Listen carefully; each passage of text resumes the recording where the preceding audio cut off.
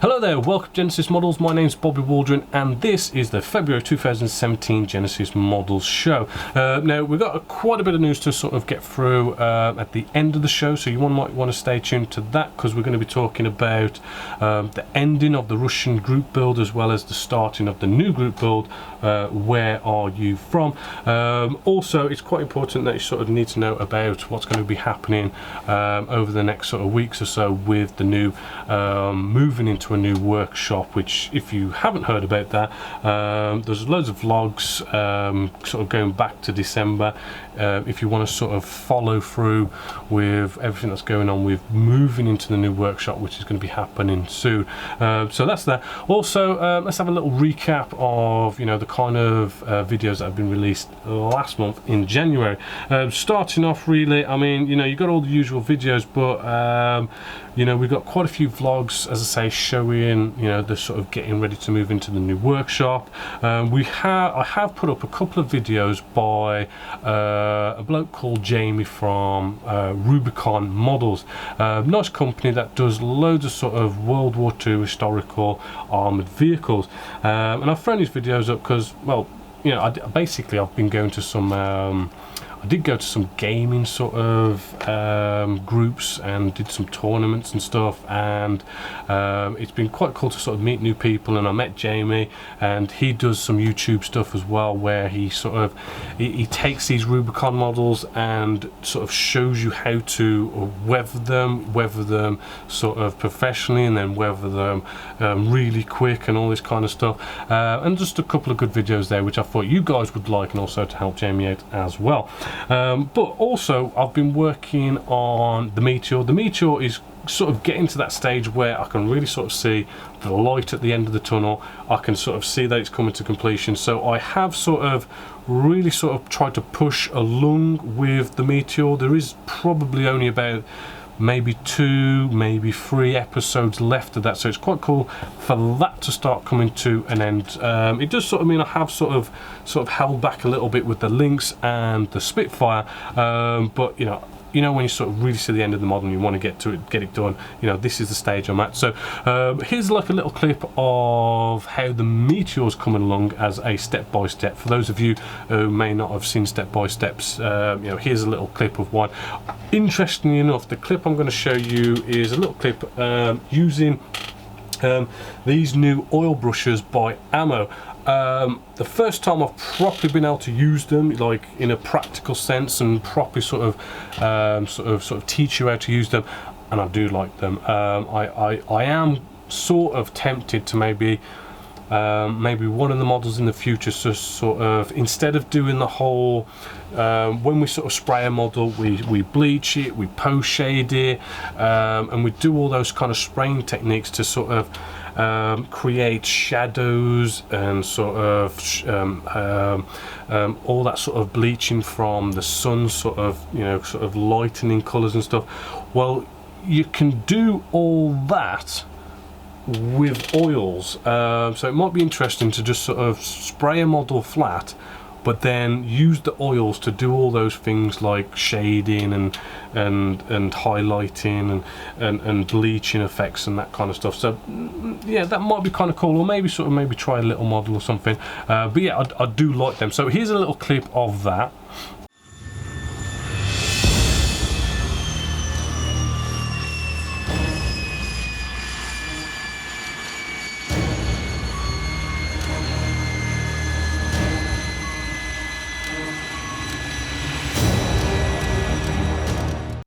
What I want to look at now, actually I want to jump into some fading, because actually this is the first model where I've got the opportunity to sort of really show you these bad boys, the new oil brushes by Ammo. Basically they are just oil paints, right, but they've nicely put them in a nice packaging that makes it more specific and targeted for the modeler.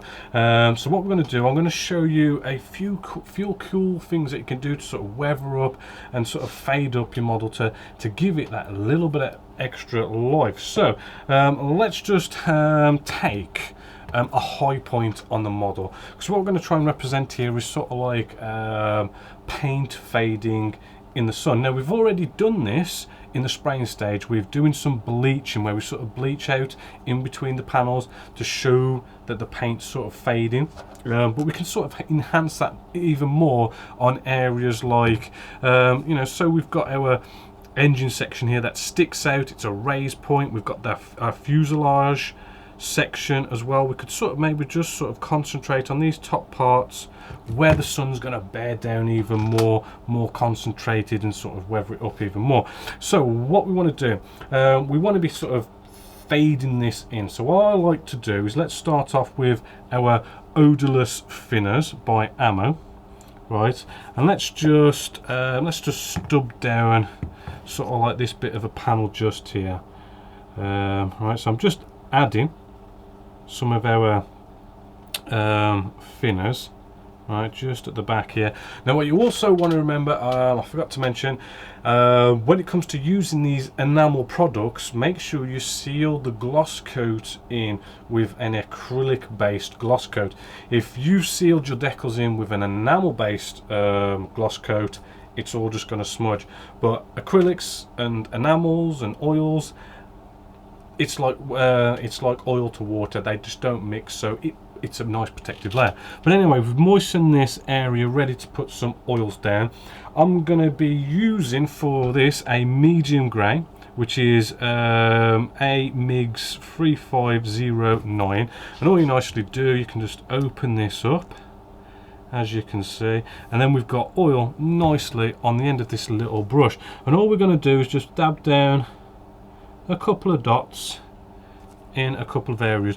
Really don't worry about it, don't sort of do anything professional, just whack a couple of dots down, no biggie.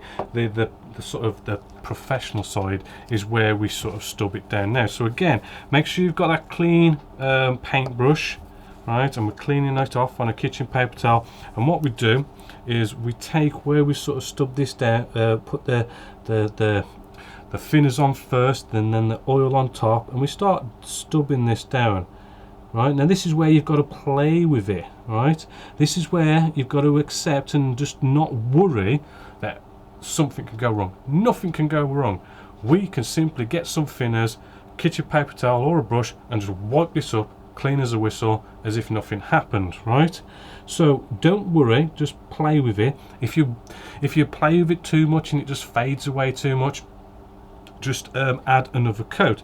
Now hopefully you can see, maybe bring you in a little bit closer, because it's like oils and thinners, right, it just seems to nicely really sort of fade and really sort of feather, right, and blend, right, and it gives us a sort of, I mean, it's probably a little bit hard to see on camera, right? You don't want it to be too, well, you could have it in your face quite a bit if you're really going for a weathered one, maybe something like a Russian one, like we've got our MiG-21 over there, really sort of weathered paintwork or something from a junkyard, right? We can sort of stub that down.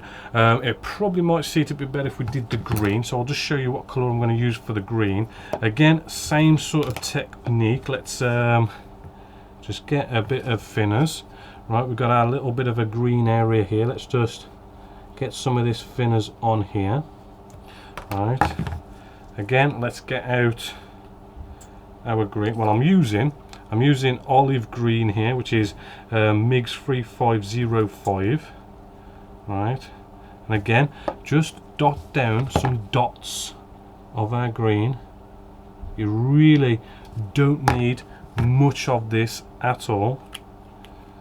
Right, and again, same process. Get your thinners, kitchen paper towel, right, brush needs to be clean but then just moist, right, and then we just sort of dab at it, stubbing it down. We want to avoid getting it onto, say, our grey. So that's kit release news. Now before we move along with the next segment of the show, I have had quite a few deliveries over the past week or so, and I thought I'd sort of share them with you, because it's always good to sort of get your guys' feedback on, you know, what inbox review or product review I should do next. I've had a few things. I've actually still got some more in the post. If you remember, I did a product review of the Real magazine by Ammo. I did also get the base colours one. This is the Weathering Aircraft magazine. This is the aircraft version to Ammo's The Weathering magazine, which is rather cool because it's just all about sort of aircraft. You might want to see a quick product review of that. I did get a nice freebie box off AK Interaction, and they just sent me a bunch of their sort of latest products, which we just get them out. They do look rather sort of cool, and each one is sort of a product review in itself because they do all sorts of techniques. I mean, we've got like puddles and gel water, Atlantic blue, so it's sort of like doing all those kind of nice water effects for maybe you diorama and ship guys and everything. Some more diorama stuff here. We've got concrete, corrosion texture, really sort of cool stuff. We've got splatter effects, dry mud, also a cool one. Dark and dry crackle effects. Oh, that should be quite cool. That might be quite cool for miniatures as well, because I know crackling effects can look really sort of cool. It just sort of depends upon the drying time in some cases, and then we've got like a washable agent as well. So a whole bunch of sort of cool freebies there by AK Interactive. Maybe a little bit off topic. I don't know if you know the game Bolt Action, but Bolt Action is you know, it's a wargaming sort of product, but this is sort of historical based. So you know, for instance, we have these German grenadiers, which I think would be quite cool to do some miniature painting. They're about, I think they're like 20 mil sort of. They're just under like 1 in 48 scale, so you know, a bit of a well, they're designed in scale for like tabletop gaming, but you know, we could be quite a good miniature sort of painting guide going on with that. Also, another interesting thing, I did go out and get a new sort of DSLR camera.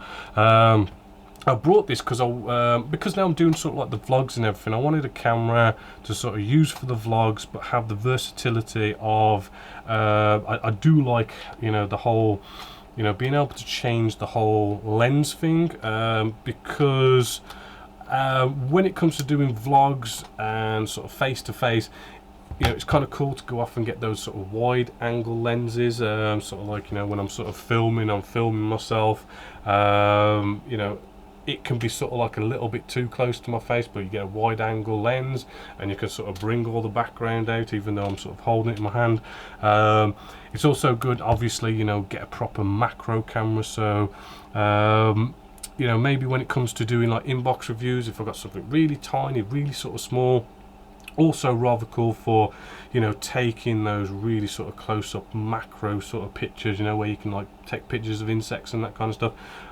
Should be quite cool for modeling, as well as a filming aspect. I mean, the filming of this does appear to be just the same as the cameras that we have here and whatnot, so same sort of quality, but being able to put on the different lenses, I mean, you know, again, coming back to the macro, if it was to come to a point where we're doing something really tiny, and you want to get really in close, like say photo etch is normally sort of like the really sort of tiny stuff, and you want to get really in close with the cameras.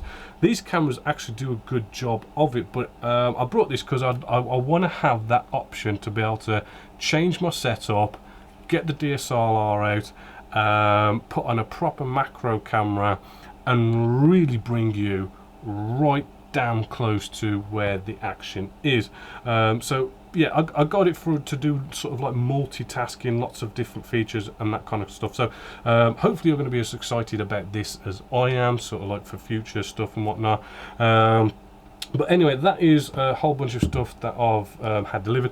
I have got some more sort of kits actually on the way as well. I think, I mean, I can't remember which ones it was, but I got a bunch of kits, so we're going to have like hopefully a load of inbox reviews. So next up, let's get to the next segment of the show, which our inbox review is going to be of the Spitfire Mark 5B by Hobby Boss 1/32 scale.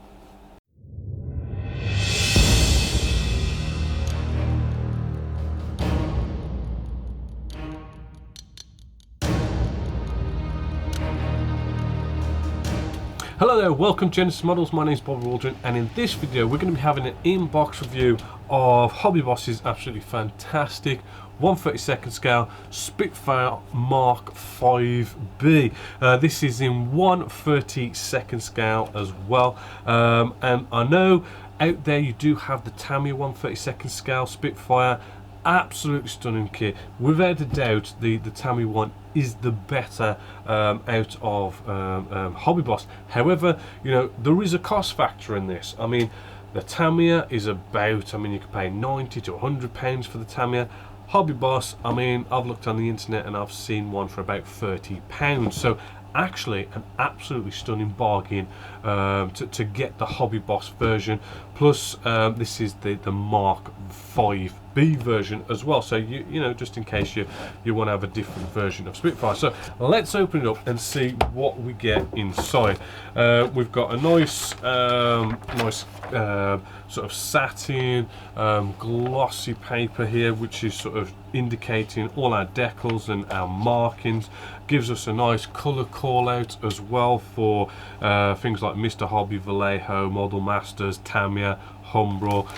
We've got two markings altogether, which strangely enough, one is actually got the dark earth and the dark green sort of Battle of Britain type camo pattern on top as well, which is rather cool as well. Again, you've got the same colour call outs for that. Moving along, let's just start getting out some of the plastic here. I haven't actually opened this one up yet. It is a big kit, so I don't want to get out every single piece, every single sprue. I just want to sort of give you a general idea. So looking at this, the packaging, as you can see, is rather good, especially around our fuselage section just here. They really wanted to protect this area. So let's bring you right in. Now hopefully what you can see here is actually this surface detail looks really good compared to the Tamiya. You know, I mean, it's sort of getting close to it. I mean, it's not as good as the Tamiya. I mean, we've got lots of recessed rivets along here. They are fine, but I don't think they're finer than the Tamiya one. We've got really good recessed panel lines as well. They're very crisp, very sharp. Bags and bags of surface detail, you know, all over this model. We've got sort of like a rib section here as well for where all our engine cowls and everything are going to go on. We've got our instrument display panel as well. Hopefully you can see loads of lovely detail going on there as well. We've got some engine cowls just here as well. You can sort of see those recessed sort of bolts and that inside there. Same with the opposite side with the fuselage section. On the inside, yes, we do have our sort of rib detail in there, and all sorts of little bits of detail. There's lots of stuff that's still got to be glued on inside of here. Ejector pin marks on this particular sprue actually don't look too bad at all. Moving along, let's have our other bit of surface detail, which is our big piece. A nice big piece of wing section. Right, hopefully you can see along here. Again, the surface detail on this kit is really impressive. I mean, the Tamiya kit is even more impressive, but this is still impressive. I mean, you can't really grumble, especially, you know, when you're talking just £30 for the kit. It really is an absolute stunning bargain. Hopefully you can see there, absolutely gorgeous detail on the top parts of our wing section. Again, same lovely surface detail, but we've got all these cutouts so we can have MGs and ammo bays and stuff on show. On the underside, I mean, nothing really that needs to be sort of shown really. Moving along, in this sprue here, I don't really want to sort of harp on too much about the little sprues, but a bit of engine cowl, propellers and everything looks fine in there. Now this kit was released in 2011, I do believe, so it's sort of a relatively newish mould, only like maybe 5 or 6 years old. You know, and it's still doing quite well. Apparently it fits rather well as well, not as well as our Spitfire here, not as detailed as our, sorry, not as, it doesn't fit as well as say our Tamiya. It's not as well detailed, but you know, I still like how there's still so much this kit has for offer for £30. I mean, it is a bargain basically. Rest of the detail, we have all sorts of tail sections and flaps and slats and ailerons and stuff going on here. Same level of detail that we've got going on with the surface detail that you saw on the wing section, the fuselage section. Absolutely lovely. Not really seeing any major problems with eject pin marks or flash. Right, we've got a few more bits here as well. Let's see, we can show you this one. We do have an option to have our engine on display as well, which does look rather good. We've got our MGs here, you know, they're rather sort of nicely detailed as well, which we can have on display. We've got some ammo belts as well here. Right, we turn it over. It's not on this sprue, but I did notice on one of the sprues there was a bit of ejector pin marks, which did look a little bit of a pain. Let's move this along. Oh, we got this here. What's hiding in here? Let's have a little look. Just a delicate sort of piece, as you can see just there, part of the engine detail. We've got the engine block here. You know, we do have some detail in there looking rather good. The top of our engine, as you can see, we've got all sorts of detail bits of bolts, possibly some back of the engine section as well, some wires and stuff going on there. You know, there is a lot of detail. Again, you know, the Tamiya kit is better, there is more detail with the engine, it's crisper and better and stuff, but this is still sort of really good kit. We've got some cockpit detail along here with all sorts of little bits of detail going on. Turn this over, and I do believe there was a few ejector pin marks. Was there? Maybe not on that sprue. It must have been this is the one that had a few ejector pin marks in a few places. But apart from that, the rest of the kit has been fine. If I just show you, yeah, where is it? You got sort of bits of detail like here. I mean, there's a fair few ejector pin marks. You can just sort of see them just there and there and there and there. On this one as well, there's a few going around it, there and there. You know, there's a fair sort of few, but still, I mean, it's not sort of completely horrid. It was just this one sort of sprue, but there's all sorts of bits of seat detail going on with this, and cockpit detail as well, all sorts of little bits and joysticks and levers and all sorts of cool stuff, and it is looking all rather nice and crisp, and it's going to be a well detailed Spitfire Mark IV. Then we have some clear parts just in here. We do have rubber wheels, which is also rather cool. I won't get this one out, but all our sort of, I do believe these are the panels for all our engine, you know, all that on the wing section where you can have the ammunition bays open and everything. They're all in clear, strangely, but you know, they are still there. Then we have our our cockpit section, which, as you can see, is extremely well packaged. I'm just going to carefully cut into this without cutting into our canopy section. Right, and as you can see, canopy are looking absolutely stunning, crystal clear, not really any marks or scratches on this at all. You cannot grumble. Nice bit of canopy section there. Just carefully put that out the way. Then we've got the instructions. The instructions, they are not in colour, matte, plain paper, black and white.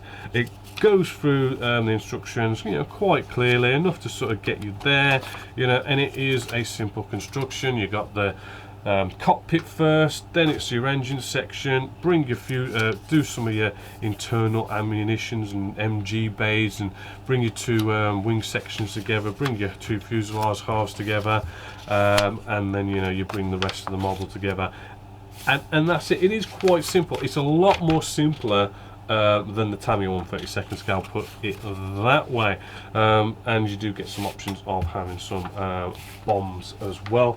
The decals or decals, right, in their own nice bit of packaging as well.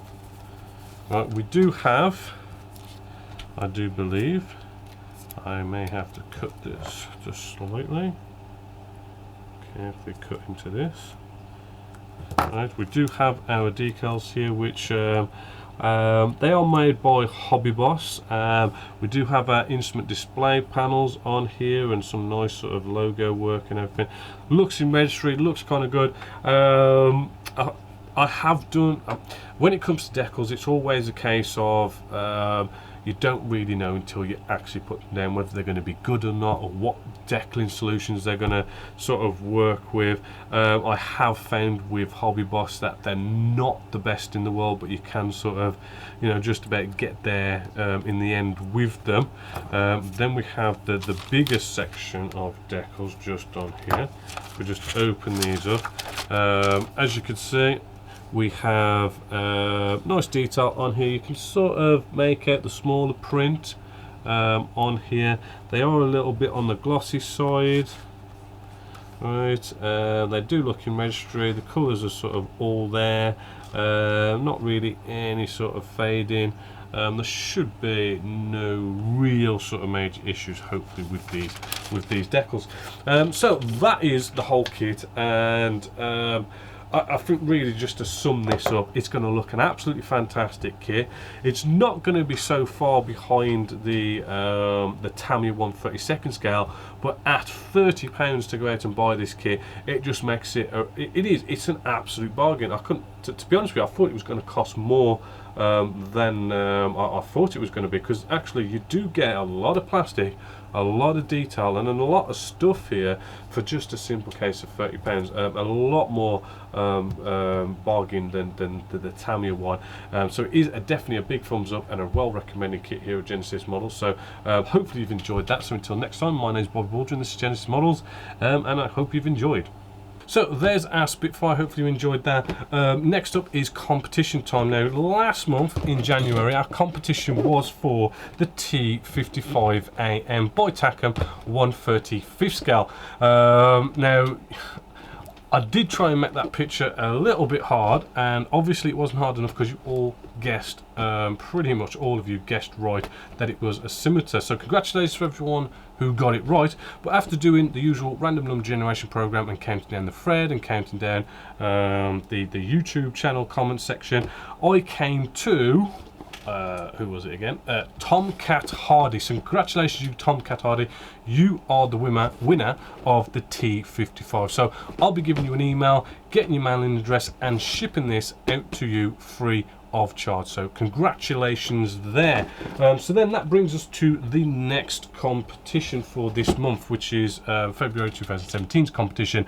Now again, to be in it to win it, I'm going to show you a picture in a little bit of a sort of a shrunk down picture of a actual aircraft, tank, car, something that you're building, modeling, and then you've got to guess what it is by commenting on the Genesis Models website in the competition section under February 2017's competition, or by commenting down below on YouTube what you think's in that picture. And again, in March 2017's Genesis Model Show, I'll do the usual random number generation program, count down the threads and YouTube and everything, and whoever has the right answer is the winner. So the prize is going to be for the Kitty Hawks Jaguar GR1 GR3. This is by Kitty Hawk in 1/48 scale. So to be in it to win it, just guess what is in this picture, and hopefully this one is going to be even harder.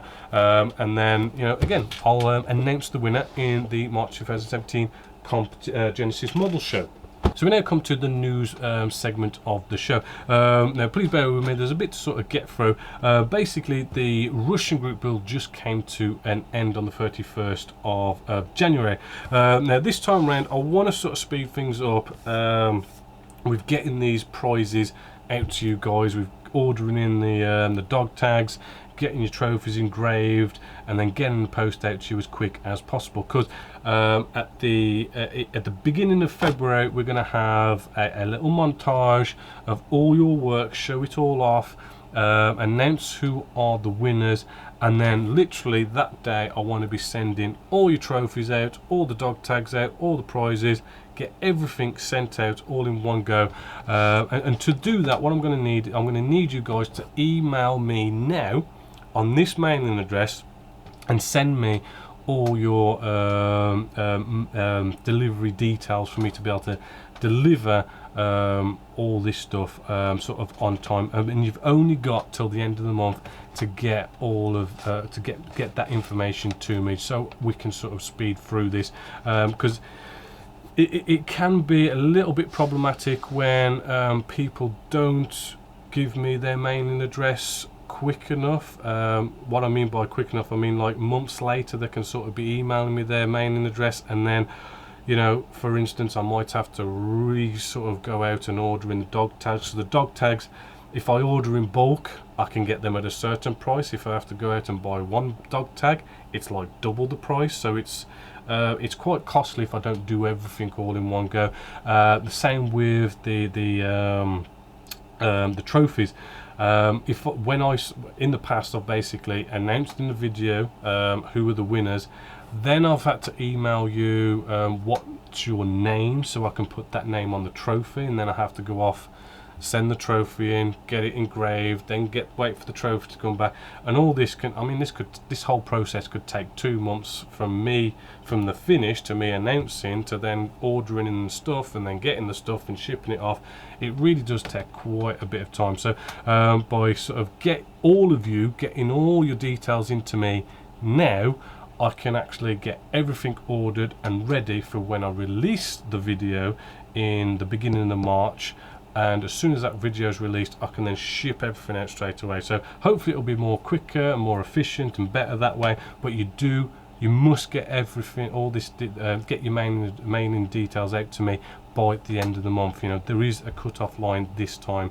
And also, please add your forum name as well to the email, so I know who's who on the forum and who's emailing me, as well as your full address. And what I mean by full address, it means your full name as well, because you might be a winner and I might need to put your full name on the trophy, maybe, as well as your full address. That also includes what country you're from, because sometimes I have to go around and do a bit of guesswork and try and work out where I'm actually sending it to. Who to. So that's the GB. Get that stuff into this email address so I can get everything all ready and sorted for you. What also this means is we've started a new GB, which has really sort of kicked off since I sort of put those threads up of where you can start doing your builds. You've really sort of started. Someone's doing a London bus, which is rather cool. Basically, this group build is a where are you from GB. It's quite an interesting one in the sense that it's not sort of picking a certain subject, shall we say, to build. It's more of you sort of pick what you want to build, as long as, you know, it's something to do with your country, something that you're proud of, something you're patriotic about for your country. So there's so many areas we could go in here. As I've just mentioned, you know, someone from the UK has picked the London bus, you know, something the pride of the UK, you know, a London bus. You've got obviously UK again, you know, the Spitfire, Battle of Britain, you know, Eurofighter as Britain's sort of modern jet of today. But you could be doing figures as well, cars, civilian, military, just absolutely and utterly anything, as long as you can put your country somewhere in there. And when you do your final reveal photos, I really like to see everyone's flag, country of origin flag in the background as well, which would be rather cool. Now that has started the 1st of February, and you've got until the 31st of July to get it done. And you don't have to start straight away. You can start any point in between that time frame, as long as you finish it and get your final reveal photos up on the forum by the 31st of July, ready for being judged. So that is the new GB. Hopefully you're going to get involved in that, and you know, it should be a lot of fun. Good way of sort of building up your mojo and working along with other people doing the same sort of thing and watching what they're doing, as well as getting some nice tips and tricks, because I know you guys on the forum in your build section, you do some good sort of tips and tricks in there. Next up news wise is the new workshop. So the new workshop, basically we're going to be moving in there next week. I've still got some more decorating to do. In all honesty, I did kind of fall a bit ill over the past 2 weeks, which has sort of set me back with that, but next week we're moving in. What this means is there's going to be no video releases for all of next week. This is just so I can just get all of this packed up and moved to the Stourbridge High Street, where our new base of operations is going to be, and then we're going to start doing all our videos there. And I'm going to be hopefully doing a bunch of vlogs, sort of giving you the guided tour and everything, sort of talking you through opening times and what we're going to do with the place, you know, the whole we're doing some one-to-one tutorage, renting out workstations, all these kind of things. You know, we'll have more details as things sort of go on, because I'm still, you know, I've had a lot of feedback from you guys, but I'm still up for like more feedback to how to sort of go about this. But hopefully it will be Monday the 13th, should hopefully be our first day of being open. I mean, you know, anything could happen. I mean, a week should be enough time for me to move in, but hopefully we should be nicely open for the public, for you guys to start coming down, start using facilities, maybe start having some tutorage, you know, all that kind of stuff, and hopefully it'll be good to sort of see you guys there on the first day. But either way, I'm going to be doing hopefully all sorts of vlogs, sort of giving you the grand tour and sort of showing you what's happening, what's going on, what's not going on, and everything. So you know, stay tuned to see, you know, how things are going to develop and when we're open. And yeah, I do hope to sort of meet you guys face to face. But sadly we have come to the end of the show. Hopefully you've enjoyed it. Hopefully you're going to be liking like the new camera that's going to be coming along, with the new workshop that's going to be coming along, and all the sort of goodies and whatnot. Please do remember, you know, feel free to comment down below, either on YouTube or on the Genessis-Models forum, and just give me whatever feedback, whatever questions, what you want to see, don't want to see. Yeah, and hopefully you've enjoyed the show. So until next time, my name's Bob Waldron, this is Genessis-Models, and I hope you've enjoyed.